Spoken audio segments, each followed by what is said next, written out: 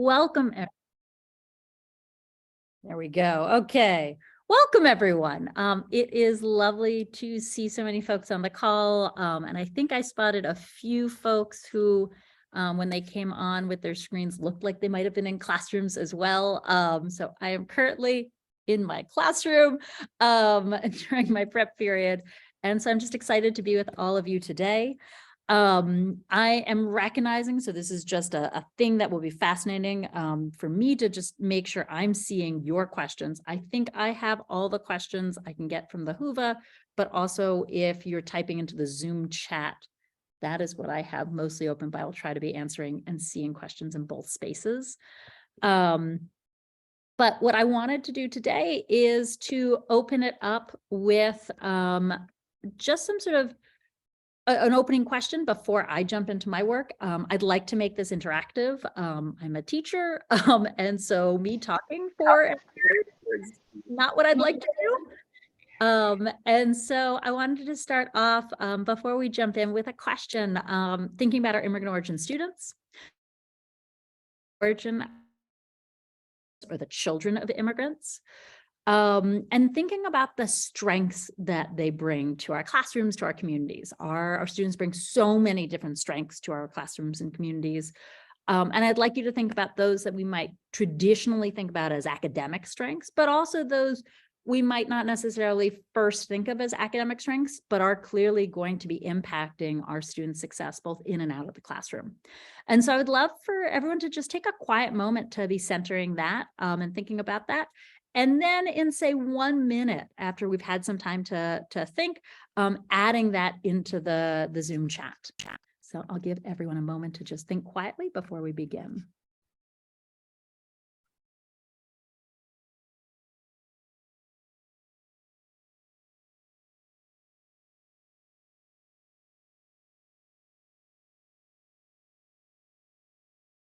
And then sharing out in the Zoom chat of strengths that your students bring, or raising your hand and coming off mute.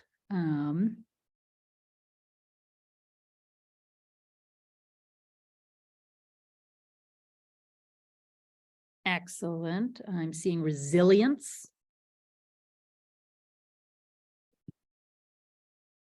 Strong family dedication to education.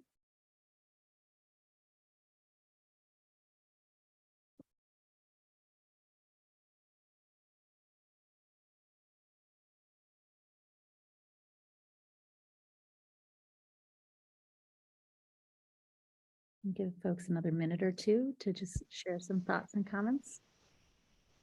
You're also welcome to raise your hand and come off mute if you want to share verbally.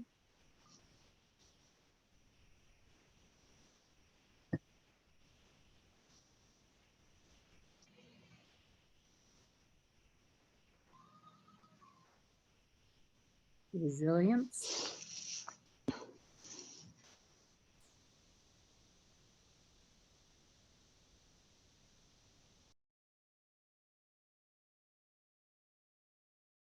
Okay.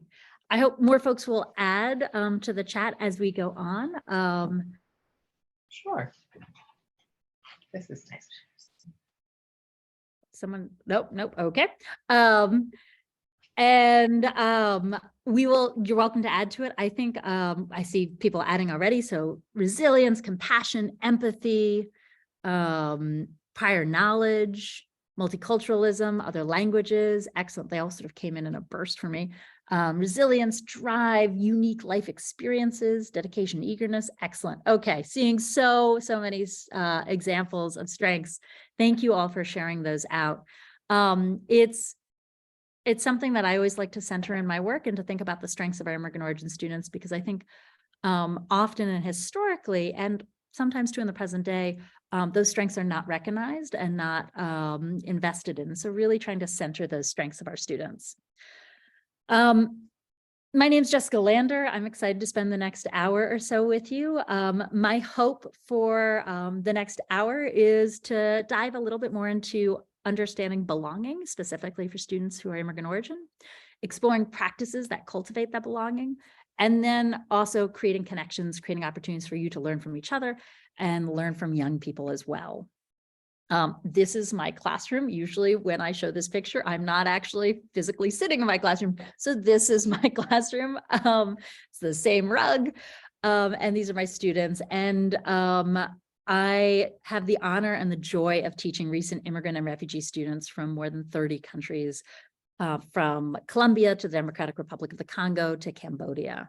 And my students are extraordinary, and they do remarkable things both in our classroom and outside of our classroom, in the ways they bring their learning into the classroom and supporting and teaching each other, and then also bringing that learning and teaching out into the community is really, really powerful and inspired me to want to better understand how we as teachers and we as school systems could better support our immigrant origin students and make sure that they really feel a strong sense of belonging here as they're creating new homes and new lives. And so over the last 3 years, I've set out to first research and then write the book Making Americans: Stories of Historic Struggles, New Ideas and Inspiration in Immigrant Education. And my hope is to share with you some of the stories that I've had the privilege of learning and while writing this book, and some of the best practices from schools across the country that I've seen that are really inspiring me, and then also give you opportunity to learn from young people.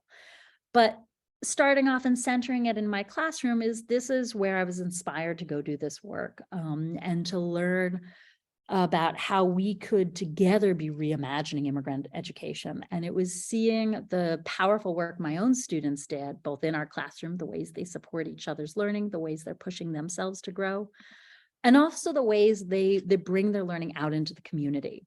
And I'm happy to share resources on some of these projects and these books and this work that my students do. They publish books and op-eds, and they've been working with different organizations in our community to create systemic change. And it's really powerful to watch them step into the role of teachers and leaders in our community.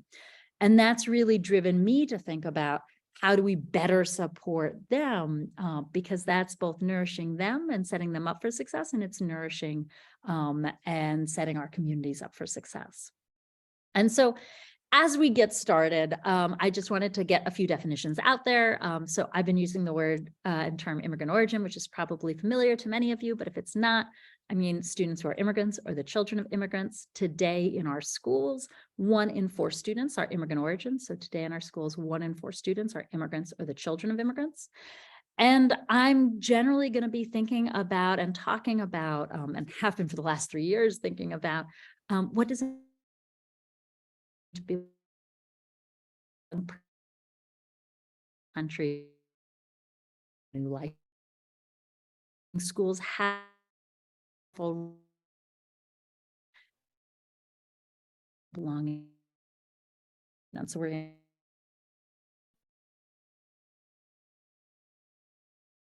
about 3 years. Actually, I took rooms of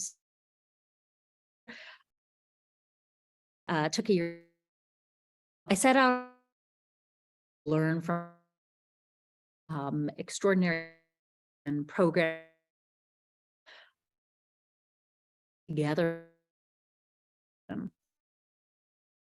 Quickly think about were reimagined that I needed to learn about 3 sets of stories and sort of have 3 sets of lenses from which to reimagine the future.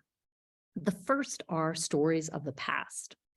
I think it's really, really important that we understand key moments. Jessica, Yes. excuse me, I'm so sorry. Your internet kind of cut out for the last minute or so. Would you mind recapping what you just said? Absolutely. I'm so sorry. This is the school system. I apologize. Thank you for letting me know. And if that happens again, please let me know. So what I was saying is that to reimagine immigrant education for our future, it is really essential for us to be looking at 3 sets of stories. Thinking first about stories of our past, so understanding key legislation, Supreme Court cases, and movements that have transformed our schools and transformed our communities over the last 150 years. Second, understanding stories of our present, learning from innovative educators and programs across the country working with immigrant origin students today. And third, learning from young people, learning from stories, the personal. So speaking to our young people, our recent immigrant and refugee students, learning from them about their experiences, their journeys to the US, and their experiences of our schools. And my thinking is that it's important to have these three sets of stories, hold these three sets of stories with us as we think about what is possible in the future and how can we together be reimagining immigrant education. Thank you again for the person who told me that this screen had cut out. Do let me know if that happens again.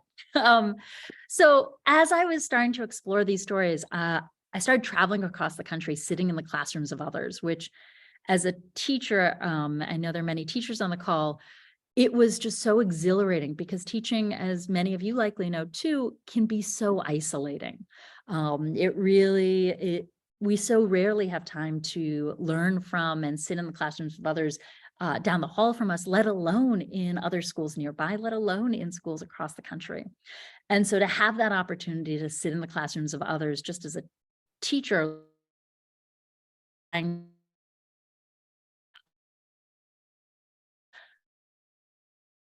then former students and learning from them and sitting with folks at the heart of history to understand how they and their families courageously advocated for themselves and others to create transformative change. And as I was hearing these three sets of stories, realizing that it all came down to belonging. But what I 8 folks, Jessica, I think it's happening again. no, hoping that it's we some hope that stop, but you know, so Yeah, still in and out. darn it. Okay, I will go, and if I have to, I will change and figure out how else to get on. Yeah, right now you sound Um, great. Love that. Okay, we will keep going then. So stand what these from these schools and from my young people, they taught me what I'm presenting to you as these 8 pillars of belonging. Of when we're thinking about belonging for our immigrant origin students, what are the elements that make up that sense of belonging? And so I present to you these 8 pillars. I hope they resonate with you. But from all these folks that I spoke with across the country, the importance of opportunities for supportive communities really was something folks spoke of. The assurances of security and the chances to dream. The importance of committed advocates and the recognition, as we talked about at the beginning of the session, student strengths and assets.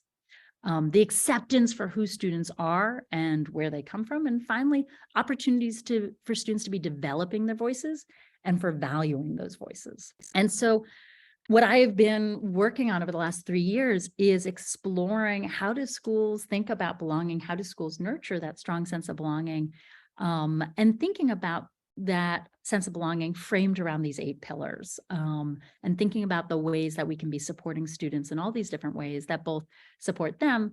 And also, as I was saying too, this is investing in our communities. So this is supporting everyone. What I'd like to do today, hoping that the internet works, so I will keep my fingers crossed, is share with you 3 stories of the past. I'd love for you to listen to stories of the personal, and I would love to together explore the present. And so what I will do is, again, internet holding out, is very briefly share with you 3 stories of the past. I'm a history teacher, so the history is something that I nerd out about. So I'm going to keep it really brief because otherwise I could speak for a very long time about this. So very, very briefly, 3 stories, and I hope you'll dive more into them. These are all stories of Supreme Court cases, laws, and movements that have transformed our schools over the last 150 years. and ones that I think are really crucial for us to know, for us to teach if we're teachers, but are also ones that are often not taught and not known. I mean, I'm embarrassed to say I did not know these stories until I set out to write this book. So the first story I share with you briefly is the story of Robert Meyer in 1920.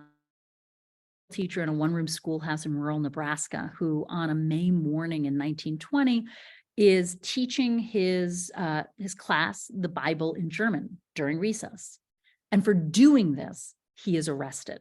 Because at the time in 1920 in Nebraska, it was illegal for him to teach German. Indeed, it was illegal for teachers in about half the states in the country to teach languages other than English, and in some places to speak languages other than English, particularly in some cases German, in public spaces, including on the train and also on the telephone, which apparently is a public space at the time. But Robert Meyer didn't back down.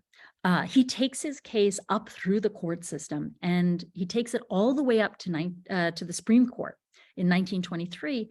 And in 1923, the Supreme Court comes back in favor of Meyer, enshrining for the first time the right for students to learn languages other than English. The next quick story I wanted to tell you about is the story of the Mendez family. And in 1943, the Mendez family have recently leased an asparagus farm in Westminster, California. And they go to enroll their children in school, and they're told that they cannot go there. Their cousins can go to the school, which actually was their dad's alma mater, but they cannot. They have to go a mile away to the segregated, quote unquote, Mexican school. Because at the time in California and much of the Southwest, there were segregated white and, quote, Mexican schools. But the Mendez family do not back down. And they organize with other families, and they take the money from that prodigious asparagus farm and they hire a civil rights lawyer, and they sue the school districts. And this case goes up to the Ninth Circuit. And when it reaches the Ninth Circuit, it's supported by amicus briefs from across the country, including one by the NAACP, written by Thurgood Marshall. Because Thurgood Marshall and the NAACP are watching this case intensely. And then in 1947, the case comes down from the Ninth Circuit in support of the Mendez family. 2 months later, the governor of California desegregates schools in California. And then 6 years later, the governor of California steps down and assumes a new position. Take on, it's Chief Justice of the Supreme Court. It's Earl Warren. One of the leaders is Brown v. Board of Education. And of course, Brown v. Board is who has in his briefcase the notes from the Mendez case. The other part of the story, there are many parts of the story that are really powerful, but one other part of the story that's really powerful is that farm that they're leasing, the asparagus farm, they're leasing from the Munemetsu family, who have recently been incarcerated in the Japanese internment camps in World War II. And for a time after World War II, the Mendezes and the Munemetsus lived together on this farm. And finally, another story is that of in 1977, 4 families risk deportation, arrest and deportation, to sue their school district in support of their students who have been denied an education because they cannot prove legal residence. And this case and the risk families take ultimately leads to the Supreme Court case, the landmark Supreme Court case, Plyler v. Doe, which enshrines the right for all students, no matter your documentation status, the right to public education in the US. So 3 stories that have been really, really powerful, really transformative for increasing access, increasing supports for, in many cases, for our immigrant origin students.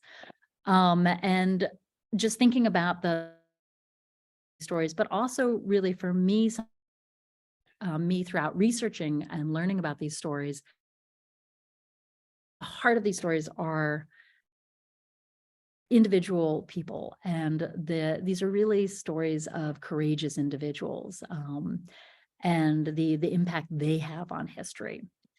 But even though I'm a history teacher, because I want to get you young- Jessica, it's starting to break up again. I'm so sorry. Oh, no. Don't worry. Well, Maybe there's some suggestions about turning off your camera. Maybe that'll help. okay, I will try that. This actually works. What they're gonna do, if you can hear me, is to young people. So very briefly, did a national project. And the We Are America project is a project where stories of self. They work together as a class to explore U.S. history, one story of self to share in a book that we publish. And this project started off in my classroom right here, but then because my students thought that this work was really important. And so for the last 4 years, we've worked together students across the country to create space for students to share their stories of self, to publish those stories in books. And so doesn't need to work that much right now because I'm actually going to have you guys listen. What I'd like you to do is I'm going to share with you, and I'd like you to take a Sorry, you're cutting out again. I'm missing some of the instructions. worries. Let's see if does that maybe? Yes. No, damn it. No. Okay. I'm going to put this in the chat then. You share with everyone. Excellent. While folks are listening, let me know if you can hear me again. Yes. Okay. So what I'd like folks to do, I apologize for the internet, is the challenges of public school teaching, but we roll with it. As teachers, we roll with things. What I'd love everyone to do is to choose 2 of these stories. You'll click on them and they'll bring you to a place where you can listen or you can read it. I'm actually going to go quiet for about 8 minutes to give you that time to listen to young people in their own voice. And then after you've listened, if you scroll down to page 2, I'd like you to think about these questions. And so reflecting on these questions, first for yourself and then in the chat. And then hopefully my internet will be better. But I'm going to give everyone about 8 to 10 minutes to listen to these stories, maybe choose 1 or 2. I would suggest turning on the audio and listening. I'm going to go quiet, I promise. And then reflecting on these questions about the wisdom of these young people and what they can teach us.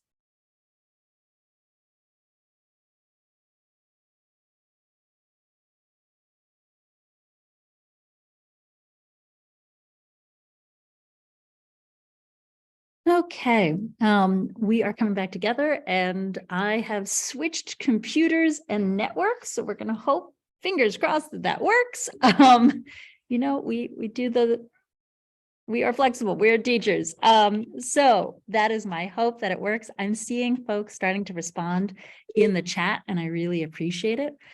So I would love for folks to take a moment to share out. If you want to share verbally, I love hearing people's voices.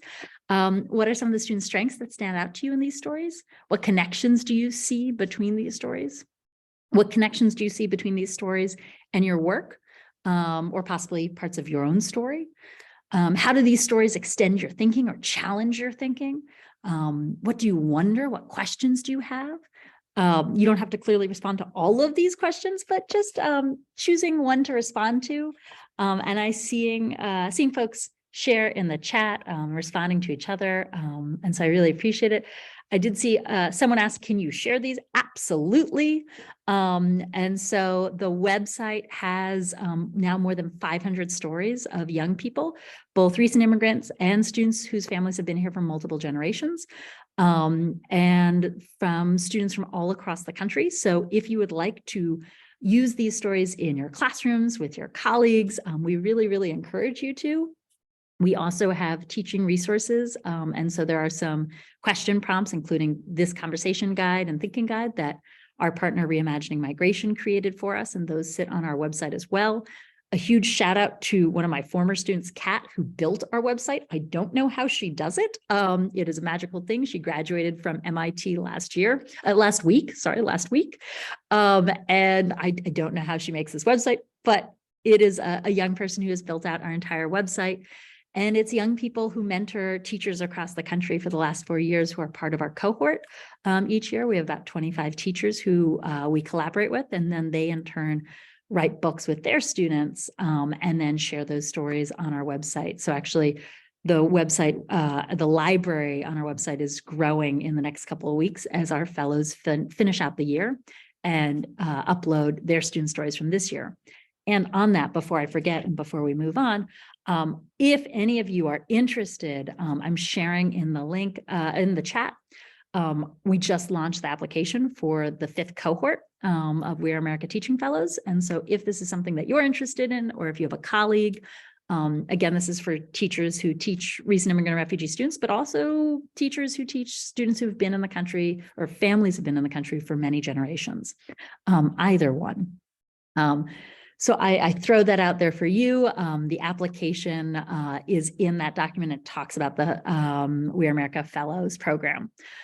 But I really appreciate just reading through all of your comments. I think the resiliency, the bravery that comes through in these stories, the self-awareness, and the importance of these stories in helping teachers better understand students, the bravery of young people in sharing these stories. So thank you for everyone who is adding and sharing to the chat. If you haven't had a chance, I would love for you to as well.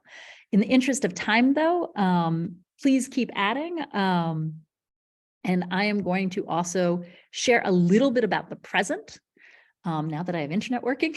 And then I would like to create opportunities again for folks to learn from each other this time as well.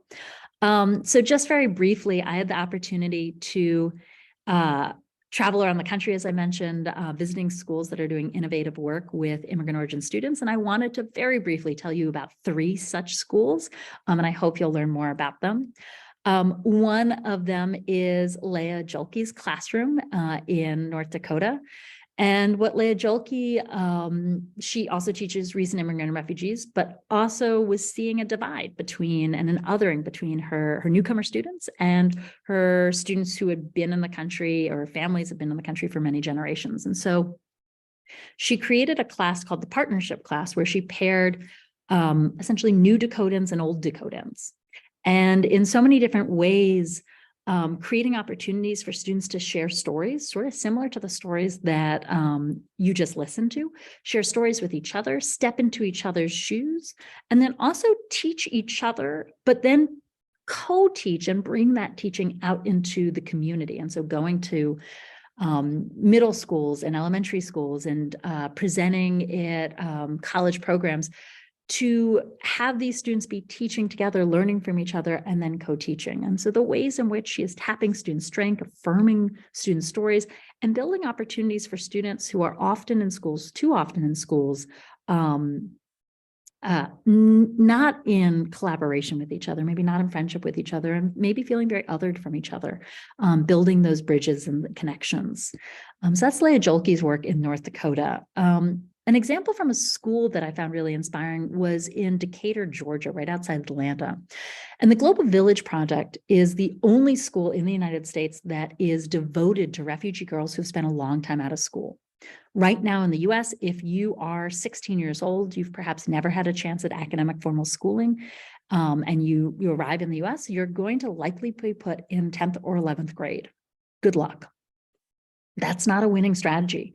And what GVP, the Global Village Project, recognizes is that students are going to need supports. They might need to start at a kindergarten level of education, but also recognizes that these young people have shouldered the responsibility of adults likely for many years. And so you can't be treating them like they're a kindergartner. And so how do you honor both of those identities and support students in capturing and recapturing those years of lost learning while honoring their maturity and their role of adults in their community?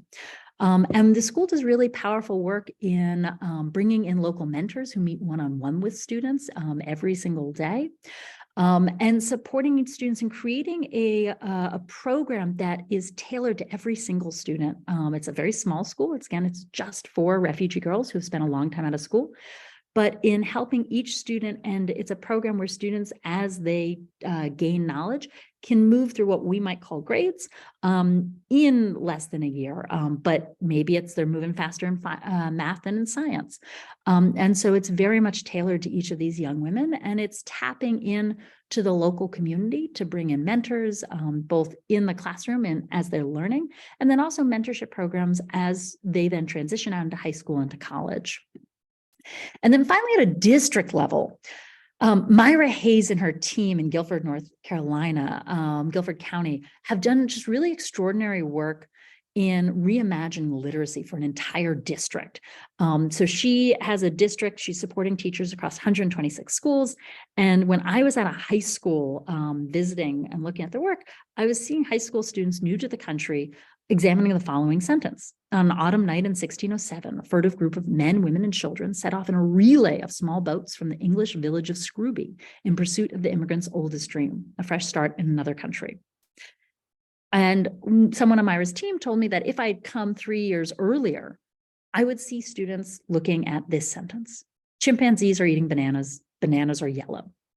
Such wildly different expectations for students of what they can achieve. And it was really indicative, I thought, of just the work that they were doing to raise expectations. And then also, how do you do that work? How do you ensure that students are able to grapple with these complex, juicy academic sentences? And how do you support teachers in being able to teach in this new way and thinking about really raising the bar of what students are capable of doing as they're mastering language, but still ensuring that they're at grade level content. And so the work she does is really, really powerful, that her team does is really, really powerful, and particularly powerful because they're doing it at scale. And so thinking about the ways that she's able to do this at scale, from regular meetings with the EL team, regular one-on-one check-ins, meeting with teachers who are struggling, offering to co-teach or offering to model teach a lesson. If teachers are struggling to find resources, Myra and her team go to the library and find those resources and drive them to the school. Sharing best resources and going around and actually photographing and documenting what's going really well in classrooms across the district so that other teachers can learn from them, and sharing that best practice. And so just the different ways that Myra and her team are there for each of their teachers. And really, I think that is the only way that they were able to then take this idea and implement it across an entire district, of having an entire district of teachers reimagine how they taught literacy. And then finally, Enlace, I lied, there was 3. I wanted to throw in one more because it's right here in Massachusetts. The Enlace program right here in Lawrence, Massachusetts, 15 minutes away from me in Lowell, does really powerful work about centering families and really starting with families at the very beginning of the school year. They do home visits. Enlace is a school within a school at Lawrence High School for newcomer students.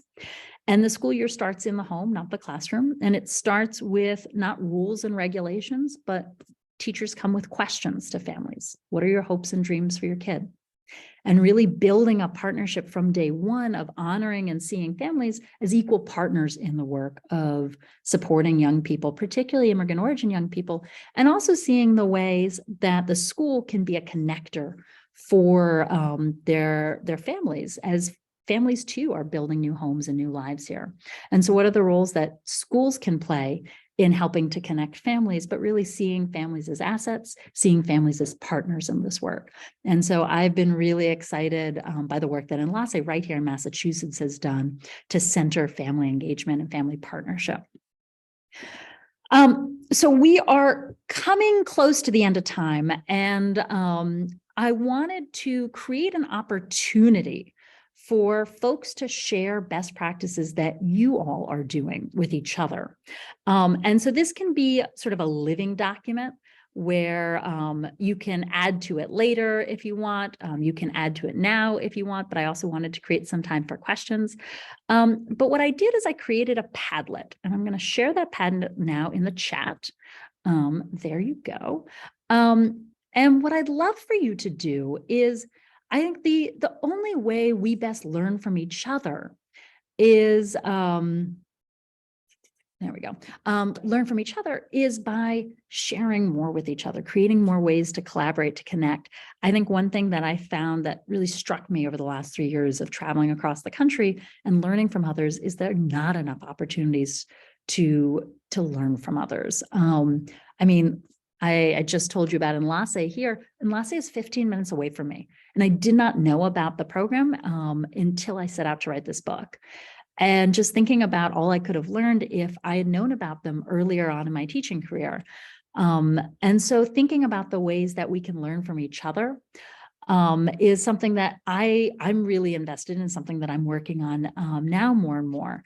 And so what I have given you is a Padlet, and I would love for you to add a strategy, approach, a program, a practice that you're currently doing either in your school or in your community, or maybe it's one that you've heard of that you're not doing, but you can share a link. And if you can briefly summarize that practice or how that practice is impacting immigrant origin students, and then if you'd be willing to share your contact information, or your name, so if folks read about it and like, I would like to learn about that, they can reach out to you. But I hope that you will add to that Padlet. And then before we do this, I wanted to pause for a moment for a few questions, and then I wanted to leave you with something as we close out our session.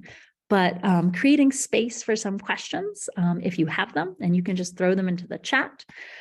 And then I will close out with sort of something to send you off with for thinking. So I'll give a moment for folks to add to the chat or add to the Q&A, either one. I've got both open. And I do hope too that you will either now or later add to the Padlet and sharing the resources. I would love to learn from all of your expertise and to connect with and learn about more of your programs. And so just trying to create more opportunities for co-teaching, co-collaboration. So I'll give everyone a moment. So someone asked in the chat, what is your opinion on student progress or interest in learning between online or in-person classes? So I mean, I think that's a really good question for students who are immigrant origin, multilingual learners, as well as all. I can tell you from my personal lived experience, I taught during COVID. So I took off 2019-20 school year, but came back to teach 2020-2021. I hated it. I thought I was a much weaker teacher teaching online because I didn't have all those feedbacks of seeing my students and being able to check for understanding just in the visuals of the classroom. And then also, I mean, so much of my job is not academics. It's supporting my students in all the other ways as they're creating new homes and new lives here. And so that was much harder to build and much harder to check in on if a student needed to come talk with me in those between spaces, between classes or before school or after. Those suddenly didn't really exist. We tried to create them and we did the best we could. But I think so much of the teaching that I do is in those in-between spaces. And then also, of course, is when I'm teaching and I'm seeing how students are or not getting content. And then, of course, too, the energy of a classroom when you're building on each other's ideas in a Socratic discussion. All of that was just much harder online. I think online does provide some really interesting opportunities if done well. Zoom teaching, though, I never want to have to do again. But that said, in terms of like thinking of online places, I think there's a really interesting role for AI. And so I've been in conversation with a few folks in tech who are thinking about AI specifically for immigrant kiddos. I was trying out a new platform just yesterday where I can speak into the program and it will speak back to me and have a fluid conversation and it will continue to ask questions.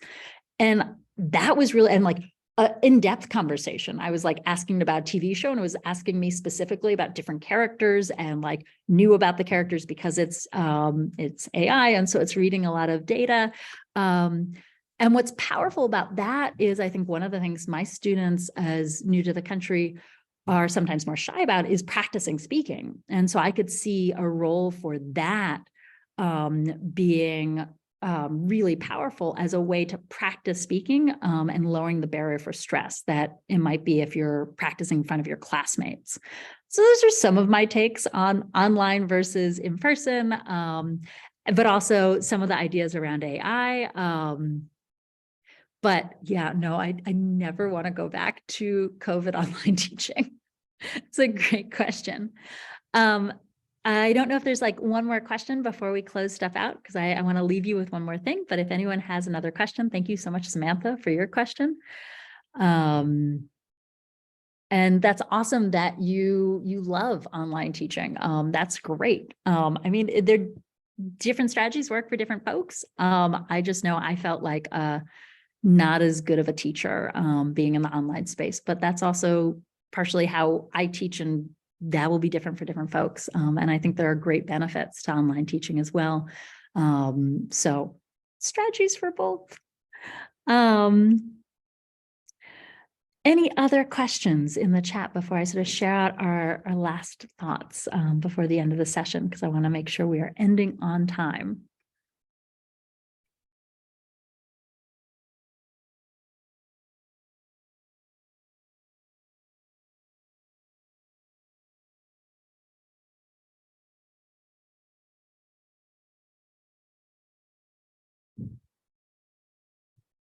I really appreciate those who are adding to the Padlet. I'm really, really excited to dive into what you're adding and to reach out to folks.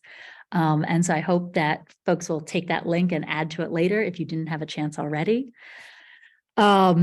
I want to close us out with sort of a final thought, and then I'm going to also add into the chat an exit ticket, which you of course don't have to, but I would love to get your thoughts and feedback. And so I hope you'll take a minute to fill it in, but of course there's no requirement or obligation to. I just throw it out, you do with it what you will. So one thing that I've started working with districts and schools across the country is to be thinking about, how do we reimagine immigrant education? How do we take these stories and then build to create better programs, policies, and practices that really nurture a strong sense of belonging for our students, where our students' assets are appreciated, their voices are valued, where they feel safe and secure, and they have opportunities for new beginnings and chances to dream. And we're helping them build those communities as they create their new homes and new lives here.